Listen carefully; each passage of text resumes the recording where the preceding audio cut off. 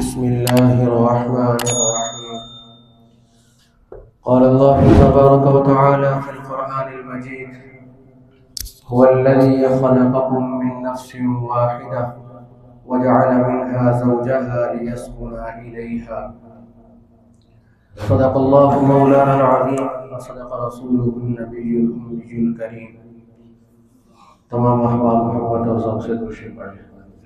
اللهم صل على محمد وعلى آل محمد كما صليت على إبراهيم وعلى آل إبراهيم إنك حميد مجيد. اللهم بارك على محمد وعلى آل محمد كما باركت على إبراهيم وعلى آل إبراهيم إنك حميد مجيد.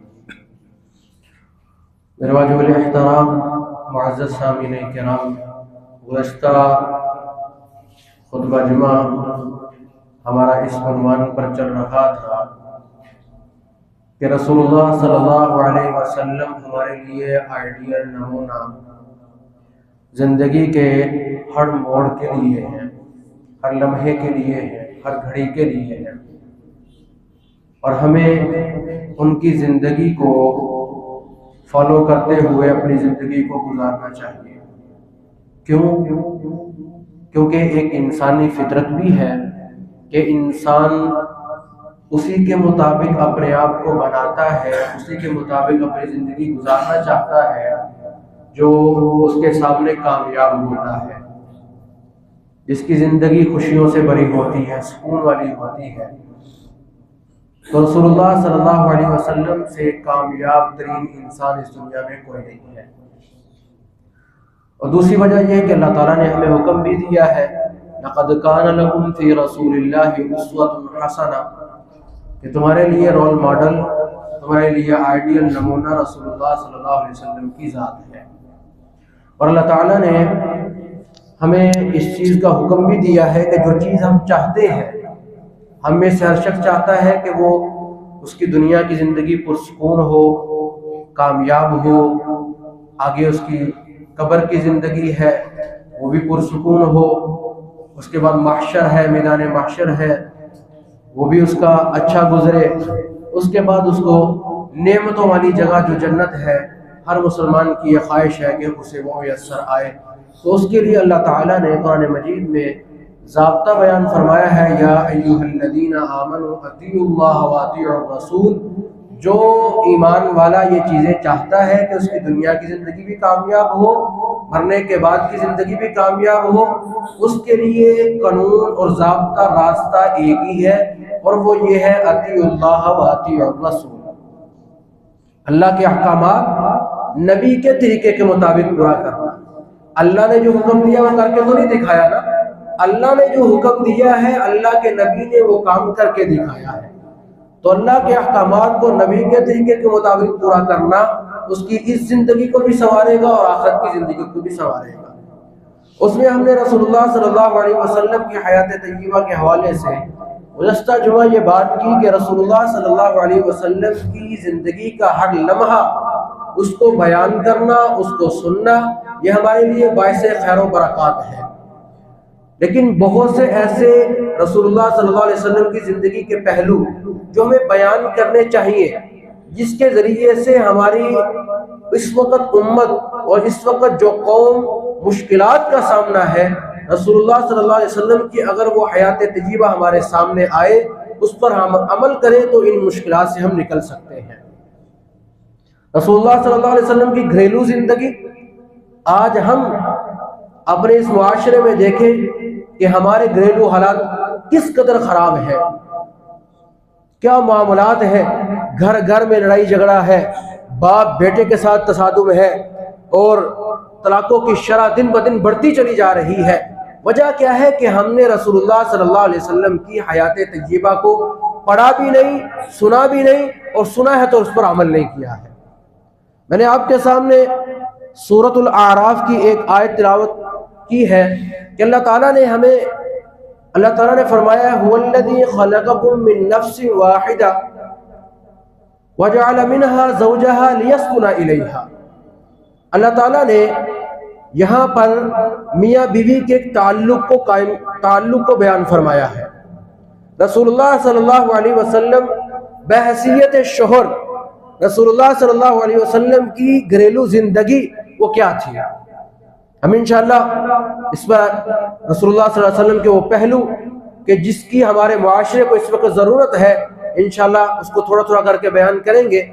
کہ سب سے پہلا کہ رسول اللہ صلی اللہ علیہ وسلم بحیثیت شوہر گھر میں کیسی زندگی گزارتے تھے، گھریلو زندگی کیسی تھی۔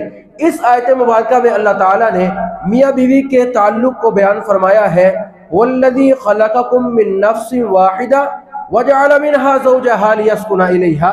اللہ تعالیٰ فرما رہے ہیں مردوں سے کہ یہ جو عورت ہے نا، یہ تمہاری جن سے ہی پیدا کی ہے، تم بھی انسان ہو، یہ بھی انسان ہو، اس لیے پیدا کیا تاکہ تم اس سے سکون حاصل کرو۔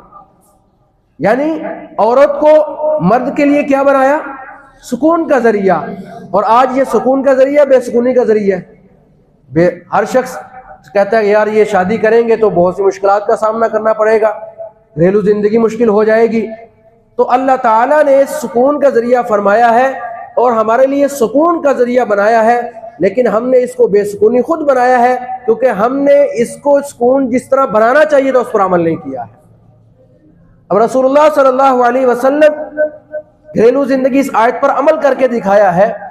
ہم میں سے اگر کسی کو کوئی عہدہ، کوئی منصب ملتا ہے تو وہ جس طرح باہر والوں پر اس کا رعب اور دبدبہ ہوتا ہے، اس کی کوشش یہ ہوتی ہے کہ میں گھر میں جاؤں، گھر میں بھی میرا رعب اور دبدبہ ہو۔ جس طرح میں باہر والوں کو آرڈر کرتا ہوں، اس طرح میں گھر والوں کو بھی آرڈر کروں۔ جس طرح گھر کے باہر والے میری بات مانتے ہیں، اسی طرح گھر کے اندر والے بھی میری بات مانیں، حالانکہ گھر کا وزیر اعظم اور ہے، گھر میں حکومت اسی کی قائم ہے اور گھر میں آرڈر بھی اسی کا چلے گا۔ تو رسول اللہ صلی اللہ علیہ وسلم گھر میں ہوتے تھے۔ ازواج مطہرات فرماتی ہیں کہ رسول اللہ صلی اللہ علیہ وسلم گھر کا کام اپنا خود ہی کر لیا کرتے تھے۔ اپنا جوتا سلائی کرنا ہوتا وہ خود کر لیا کرتے تھے، کپڑوں میں پیوند لگا لیا کرتے تھے۔ آج ہماری ایک بیوی ہم چاہتے ہیں کہ سارے کام وہ کریں، ہمیں کیوں کرنے پڑ رہے ہیں گھر میں؟ ہم تو باہر سے کما کے لائیں گے، گھر کے کام ہمیں کیوں کرنے پڑ رہے ہیں؟ رسول اللہ صلی اللہ علیہ وسلم کی بیعت کے وقت 9 بیویاں تھیں، رسول اللہ صلی اللہ علیہ وسلم پھر بھی گھر کا کام خود کر رہے ہیں۔ اور اگر ہم یہ اس زندگی کو گھر میں اپنائیں، اس طریقہ کار کو گھر میں لائیں، تو گھر پرسکون ہوگا نہیں ہوگا۔ رسول اللہ صلی اللہ علیہ وسلم عدل انصاف کا معاملہ کرتے تھے، وقت بھی دیتے تھے، اور رسول اللہ صلی اللہ علیہ وسلم سے ازواج مطہرات کبھی کبھی ناراضگی کا اظہار بھی فرماتی تھی۔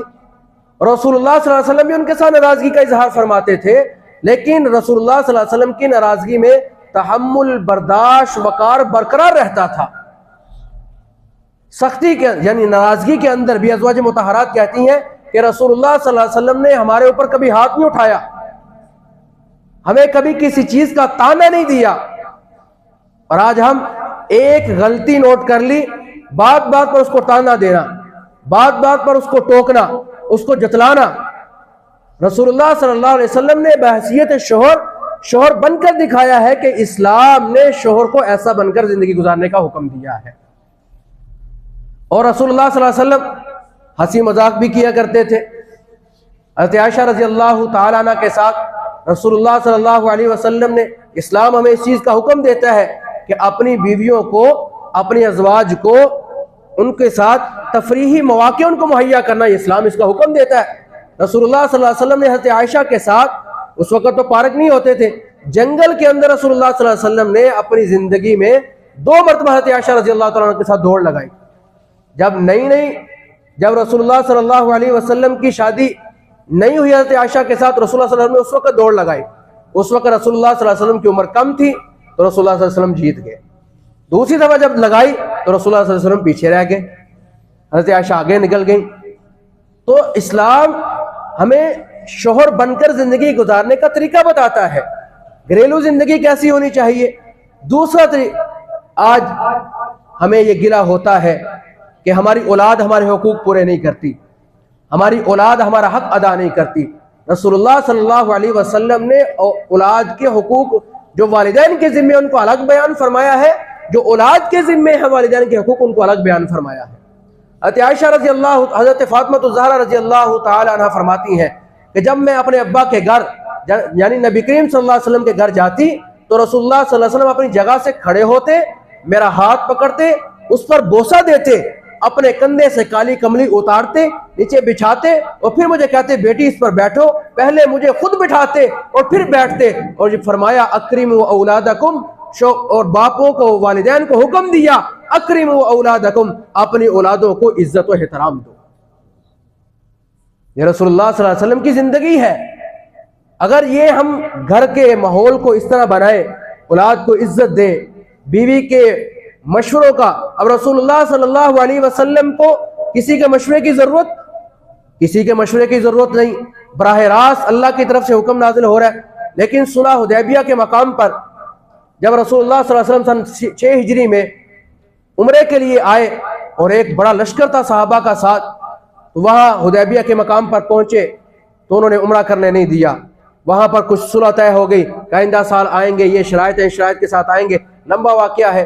رسول اللہ صلی اللہ علیہ وسلم نے یہاں حکم دے دی، صحابہ کے جذبات تھے، اپنوں سے بچھڑے ہوئے، اپنے علاقے کو دیکھے ہوئے عرصہ گزر چکا تھا، اور جذبات تھے کہ جائیں گے، اپنوں سے ملیں گے، اپنا علاقہ دیکھیں گے، اپنے باغات دیکھیں گے، اپنے ہاتھوں سے بنائے ہوئے مکانات دیکھیں گے، تو ایک جذبات تھے۔ لیکن یہاں پر رسول اللہ صلی اللہ علیہ وسلم نے صلح کر لی، کچھ شرائط طے ہو گئی کہ اس سال عمرہ نہیں ہوگا، آئندہ سال ہوگا۔ رسول اللہ صلی اللہ علیہ وسلم نے حکم دے دیا بھائی اپنے احرام کھول دو، حلق کروا دو، جو جانور لائے وہ ذبح کر دو، آگے نہیں جا سکتے۔ اب صحابہ کوئی بھی صحابی اپنی جگہ سے نہیں اٹھا، رسول اللہ صلی اللہ علیہ وسلم نے حکم دیا لیکن کوئی بھی اپنی جگہ سے نہیں اٹھا۔ جذبات اس طرح کے تھے، اپنے خیمے میں گئے۔ ام سلمہ رضی اللہ تعالیٰ عنہ جو اس وقت آپ کی بیوی آپ کے ساتھ تھی سفر میں، ان سے فرمایا کہ میں نے یہ حکم دیا ہے، جذبات صحابہ کے اس طرح ہے کہ اٹھنے کے لیے تیار نہیں۔ تو ام سلمہ رضی اللہ تعالیٰ عنہ نے مشورہ دیا کہ سب سے پہلے یہ کام آپ خود کریں، احرام اتاریں، حلق کروائیں، اپنے جانور کو ذبح کریں، صحابہ خود بخود کریں گے۔ جب رسول اللہ صلی اللہ علیہ وسلم نے مجھے اپنے خیمے سے باہر نکل کے حلق کروایا اور احرام اتار دیا، صحابہ نے سمجھ لیا کہ اب اس سے آگے نہیں جا سکتے، رسول اللہ صلی اللہ علیہ وسلم نے یہ کام کیا۔ اب رسول اللہ صلی اللہ علیہ وسلم کسی کے مشورے کے محتاج نہیں، لیکن یہاں پر اپنی اہلیہ کا، اپنی بیوی کا مشورہ مانا تو صحابہ نے اس پر عمل کیا ہے۔ تو ہمیں اہلیہ محترمہ ہمیں کوئی مشورہ دے دو، ہم کہتے ہیں چپ کرو تمہیں کیا پتہ ہے، تو وہاں سے بھی لڑائی شروع ہوتی ہے، اور لڑائی بڑھتے بڑھتے کہاں تک پہنچتی۔ تو اللہ تعالیٰ نے جو ہمیں حکم دیا ہے، نبی کریم صلی اللہ علیہ وسلم نے جو طریقے ہمیں کر کے دکھائے ہیں، اگر وہ ہم ان کو اپنے گھروں میں جگہ دیں گے، ہم اپنی جو ہے زندگی میں ہر موڑ پہ ان کو جگہ دیں گے، تو انشاءاللہ ہماری گھر